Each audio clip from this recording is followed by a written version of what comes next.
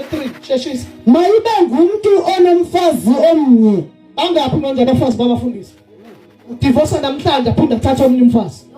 akusona isiZulu lesivangeli akusona isiXhosa ivangeli leyo nto ungayenza esiXhoseni uyenze esiZulwini yokuthatha abafazi ngokuthanda kwakhe ayenziwe ebandleni mawudoti wenceke uphume epulpit mawufundisi wakhe udote ulwabisho wenceke aphume epulpit asikwazi bazana ukushumayela nezifebe zabafundisi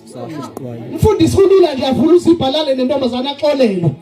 aphinde azontshethe ngaliqala mina le bandla laqalwa wena hamba uliyele esiphambanweni malaqalwa wena akekho umuntu waqala ibandla dina naleli gama elithi founder alikho eBhayibhelini igama lobusathana igama lobuhedeni uJesu waqala ibandla uthi phezu kwaleli dwala ngizolakha ibandla lami athi umposteli uPawulos athi njengenyanga enhle yokwakha ngabeka isisekelo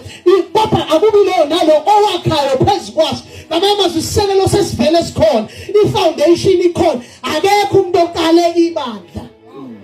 ibandla laqalwa umnikazi walo thina sima branches sizima gatsha angazi ngithini ngesixhosa sima branches sima gatsha entweni eveli sikhona mawuthi wayiqala hamba olifele esiphambanweni njengoJesu ngoba laqalwa uJesu walifela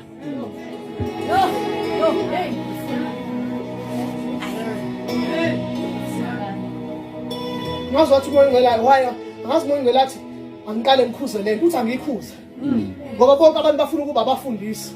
bengizonivulela ivesi elithi ningaba abafundisi abaningi ngokuba nizibizela ukwahlulela yabona amathabatha bengesijaha indaba yokuba abafundisi bengeke sijahe bazalwane kanti uNtshiki bengesijahe besokhumlotha isibabeke phansi gogo ngiyasebenza screen etendeni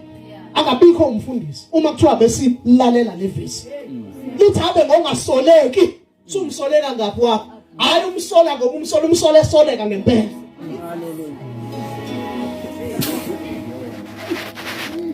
la ngintshela yabona ukuthi la uTimothy 3 ngiyakutshela